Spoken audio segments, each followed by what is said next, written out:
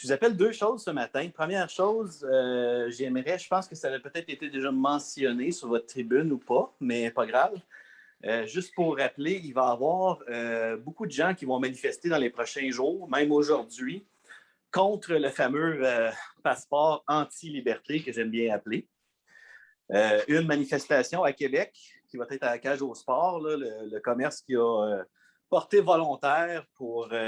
Attendez une petite minute. Doc, on vous a perdu. Moi, ben là, je suis sur mon fil.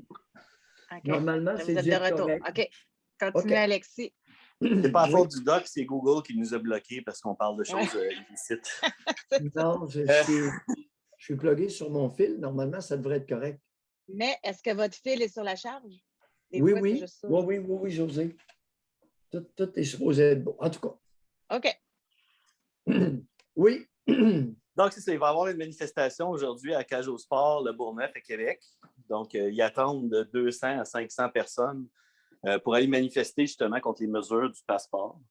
Et en fin de semaine, à Montréal, il va y avoir, selon ce que je vois, ça va être de 70 à 130 000 personnes qui vont manifester à Montréal en fin de semaine. Donc, ça va être très intéressant. Ça va être ma première participation à une manifestation. Malgré que j'ai quand même une phobie des foules, je trouve ça très important de me prononcer contre cette mesure que je trouve qui est tyrannicale. C'est d'enlever les libertés des gens.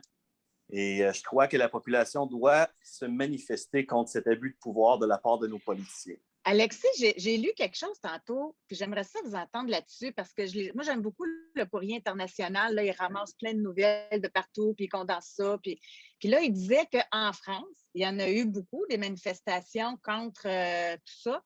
Puis ils ont analysé que finalement, en bout de ligne, les gens manifestaient beaucoup plus contre Macron que contre le passeport vaccinal. Avez-vous l'impression que ça va être ça un peu ici au Québec, que les gens manifestent contre François Legault plus que sur le passeport vaccinal? Comprenez-vous ce que je veux dire? Je comprends votre point. Dans certains cas, ça se peut. Moi, ce que je vois de mon côté, puis je remarque peut-être plus les commentaires qui sont en ligne avec ma pensée, je l'admets, c'est les gens qui trouvent que cette mesure, elle va trop loin. C'est brimer les libertés. Et que ce soit des gens vaccinés ou pas, moi, je suis doublement vacciné et je suis totalement contre le passeport. Donc, c'est à ce niveau-là, c'est que peu à peu, il semblerait avoir une érosion de nos droits de la part des politiciens de tous les niveaux.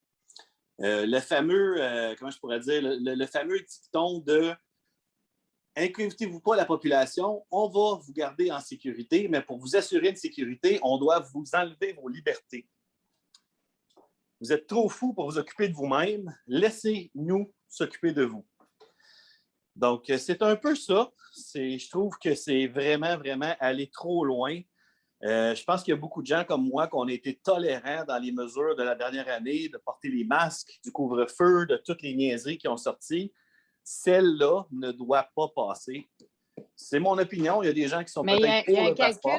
Il y a un calcul politique. Je lisais aussi tantôt que celui qui était le stratège derrière l'élection de Jean Chrétien dans le temps, en tout cas, il était en entrevue puis il disait que si les libéraux veulent passer, bien, ils ont juste à amener le passeport vaccinal puis ils vont passer parce qu'il y a une majorité de Canadiens qui veulent ça. Fait qu'il y a tout un calcul là, qui est fait aussi, calcul politique. Majorité de Canadiens ou majorité de Canadiennes? Bien, il parlait... Ah, ben là. Bon point. Bon point. J'aimerais justement à ce point-là, on dirait que c'est impossible d'avoir une discussion. J'aimerais honnêtement, respectueusement, avoir une discussion avec les gens qui sont pro toutes ces mesures-là. Parce que les quelques personnes que j'ai eu une discussion avec, ça ne me prend même pas 45 secondes que je leur fais admettre de mon côté que c'est une mesure tyrannicale qui n'a pas de bon sens et qui n'apporterait aucun effet positif pour la santé publique. Donc, j'aimerais beaucoup que ces gens-là se prononcent puis qu'ils disent ouvertement pourquoi ils sont pour un passeport. On se rapproche tranquillement de l'Allemagne avant la Deuxième Guerre mondiale, lorsque les Juifs avaient besoin de montrer leur papier pour sortir de leur ghetto. Là. Je dramatise à peine. Je ne sais pas si vous avez vu, mais en Chine... Laissez les Allemands tranquilles, là, puis continuez sur nous. Québec, right now. OK, bien, selon moi, ce qui est arrivé lors de la Révolution tranquille de notre beau pays, c'est qu'on a remplacé une forme de dictature qui était l'Église par une autre forme de dictature qui était le gouvernement tyrannical. Les gens ne sont pas capables d'assumer leurs responsabilités et leur liberté.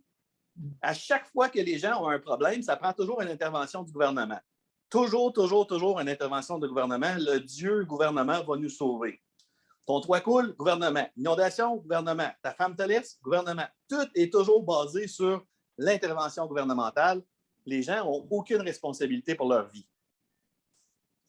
Et ça prend des lois, ça prend des contraventions plus élevées, c'est le peuple qui réclame ça. Ah oui, je ne sais pas si vous avez remarqué dans votre coin, moi dans le coin de Montréal, depuis la dernière année, le nombre de caméras de circulation qui a poussé partout sur le bord des autoroutes. Il y en avait avant, pas beaucoup. Maintenant, je dirais sur la rive sud de Montréal, presque à toutes les sorties d'autoroute, il y a une caméra pour vérifier les circulations des gens. Ça a peut-être rapport, ça n'a peut-être pas rapport avec le confinement, mais je trouve que le timing est quand même particulier. Puis en plus de ça, là, ce qui est plate à dire là-dedans, c'est que le gouvernement ne peut pas assurer la sécurité de tout le monde. C'est impossible. Ça fait partie de la vie qu'il va nous arriver des choses.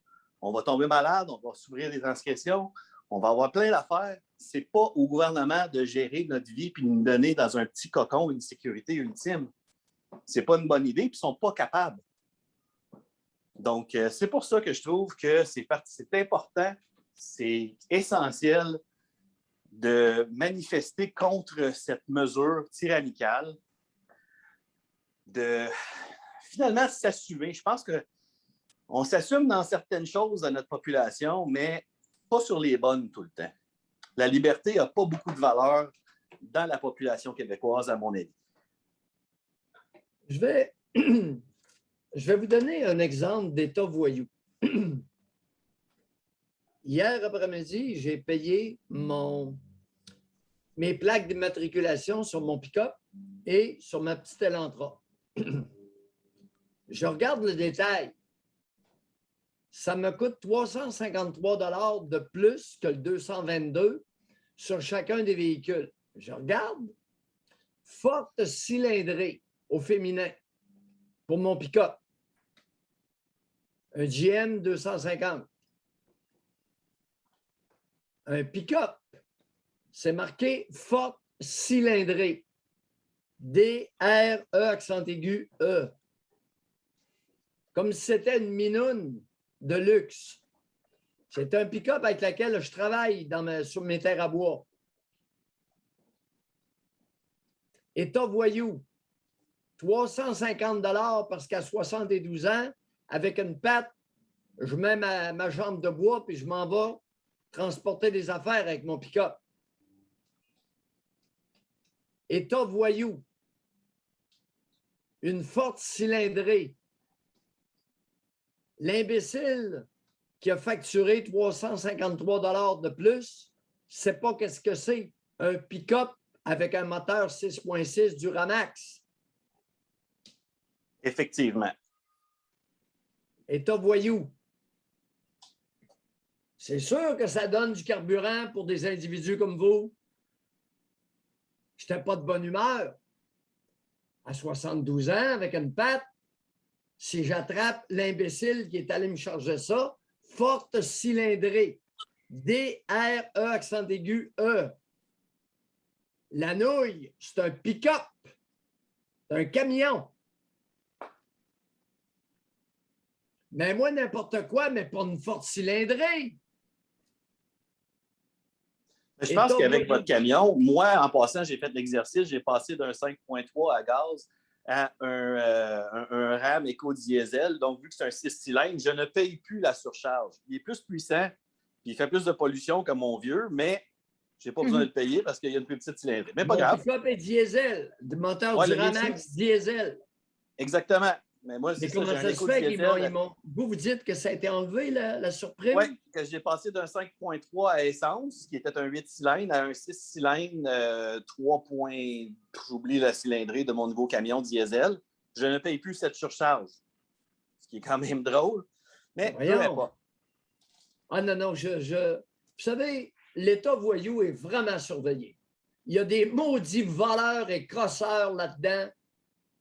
On se fait crosser, pas tout le temps, mais on peut si on manque de vigilance. Vous Mais avez tout à justement, fait raison sur un point.